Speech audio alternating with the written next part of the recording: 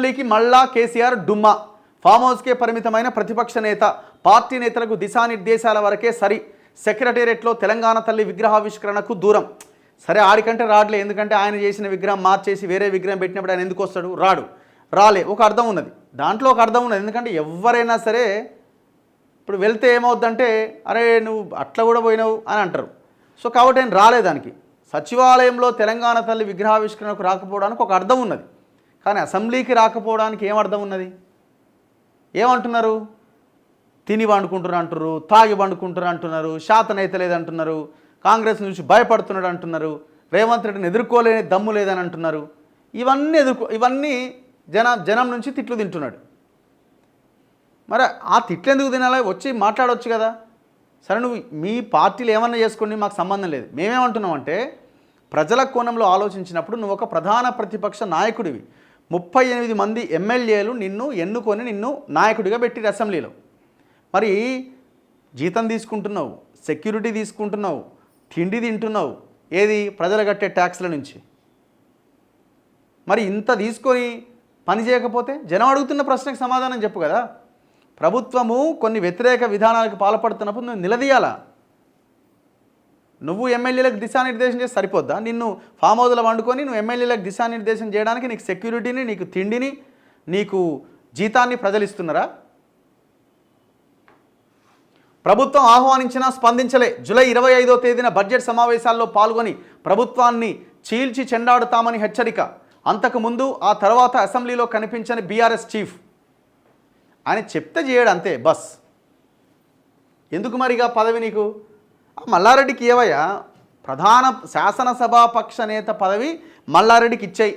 At least comedy అయినా చేస్తాడు. నీ కొడుకు ఇస్తుంది ఉత్తదే, ఎందుకంటే ఎవడు నమ్మడు. అసెంబ్లీకి బీఆర్ఎస్ చీఫ్ ప్రతిపక్ష నేత కేసీఆర్ మరోసారి ముఖం చాటేశారు. ఫామ్ హౌస్కే పరిమితమయ్యారు. సోమవారం తొలి రోజు సమావేశాలకు హాజరవుతారా లేదా అని సందేహాలు ఉండగా డుమ్మా కొట్టారు. కేవలం పార్టీ నేతలకు దిశానిర్దేశాలతోనే కేసీఆర్ సరిపెట్టారు. రాష్ట్ర ప్రజలు దుఃఖంలో ఉన్నారని, ప్రభుత్వానికి ఇక టైం ఇచ్చేది లేదంటూ ఆదివారం ఫామ్ హౌస్లో పార్టీ ఎమ్మెల్యేలు ఎమ్మెల్సీలతో చెప్పిన ఆయన తీరా ఫస్ట్ డే అసెంబ్లీ సమావేశాలకు అటెండ్ కాలే. ప్రతిపక్ష నేత అసెంబ్లీకి రావాలని, ప్రభుత్వానికి సలహాలు సూచనలు ఇవ్వాలని, ఏమైనా తప్పులుంటే ఇరుకున పెట్టాలని సీఎం రేవంత్ రెడ్డి ఆహ్వానించినా ఆయన ఎప్పటి లెక్కనే వ్యవహరించారు. అసెంబ్లీ సమావేశాలు ఈ నెల 16వ తేదీకి వాయిదా పడడంతో అప్పటి నుంచైనా కేసీఆర్ వస్తారా అనే చర్చ జరుగుతున్నది. ఒక్కసారి వచ్చి చీల్చి చెండాడుతామని చెప్పి అసెంబ్లీ ఎన్నికల ఫలితాల తర్వాత కేసీఆర్ ఎక్కువగా ఫామ్ హౌస్లోనే ఉంటున్నారు. అసెంబ్లీ ఫలితాల అనంతరం తుంటి ఎముక విరిగాక కొన్ని రోజులు ప్రత్యక్ష రాజకీయాలకు దూరంగా ఉన్నారు. సర్జరీ కావడంతో మొదట్లో ఎమ్మెల్యేల ప్రమాణ స్వీకారానికి కూడా రాలే. ఈ ఏడాది ఫిబ్రవరి 1వ తేదీన ఆయన ఎమ్మెల్యేగా ప్రమాణం చేసేందుకు చేతి కట్టె సహాయంతో అసెంబ్లీకి వచ్చారు. స్పీకర్ ఛాంబర్లో ప్రమాణం చేసి వెళ్ళిపోయారు. ఎందుకంటే రావాలి కదా, ప్రమాణ స్వీకారం చేయాలి కాబట్టి వచ్చిండు. జూలై 25వ తేదీన నిర్వహించిన అసెంబ్లీ బడ్జెట్ సమావేశాల్లో ఒక్కరోజు ఇట్లా వచ్చి అట్లా వెళ్ళిపోయారు. ఆ రోజు మీడియా పాయింట్లో మాట్లాడుతూ ఈ ప్రభుత్వాన్ని చీల్చి చెండాడుతామని హెచ్చరించి సభకు ఒక్కరోజు కూడా అటెండ్ కాలే. శీతాకాల అసెంబ్లీ సమావేశాలు సోమవారం ప్రారంభం కాగా తొలి రోజు కేసీఆర్ రాలే. ఇప్పుడు ఎందుకు వస్తాడు? ఫర్ ఎగ్జాంపుల్ మీకు ఎగ్జాంపుల్ చెప్తానండి.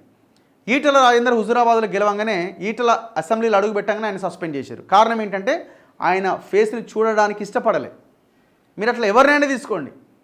నెక్స్ట్ మీరు ఇంకా చరిత్రలోకి వెళ్తే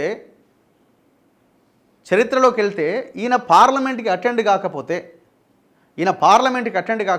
ఈయన సంతకాన్ని పార్లమెంట్ రిజిస్టర్లో అప్పుడున్న టీఆర్ఎస్ ఎంపీలు ఈయన సంతకాన్ని ఫోర్జరీ చేసి వచ్చారు. ఈయనకు శాత కాకపోతే ఈయన పార్లమెంట్కి పోకపోతే ఈయన ఎంపీ సభ్యత్వం పోతుందాడ పోయే అవకాశం ఉందని తెలవడంతో ఈయన సంతకాన్ని వేరే ఎంపీ ఫోర్జరీ చేస్తాడు. ఇది చరిత్ర. మన్మోహన్ సింగ్ గవర్నమెంట్లో ఈయన లేబర్ మినిస్టర్గా ఉన్నాడు.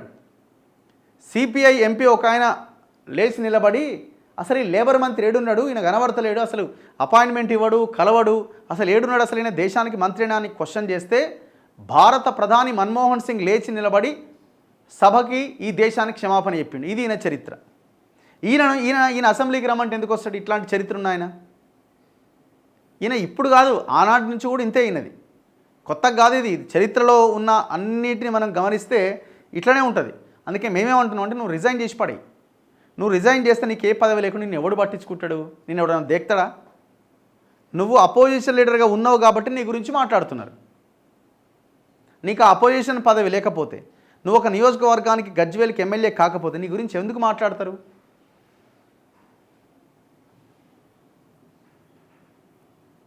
ఇక చివరికి బీఆర్ఎస్ ఎమ్మెల్యే ఏడు దాకా వచ్చారంటే ఇక చూసిరా ప్రతిరోజు కేసీఆర్ గురించే మాట్లాడుకుంటున్నారని.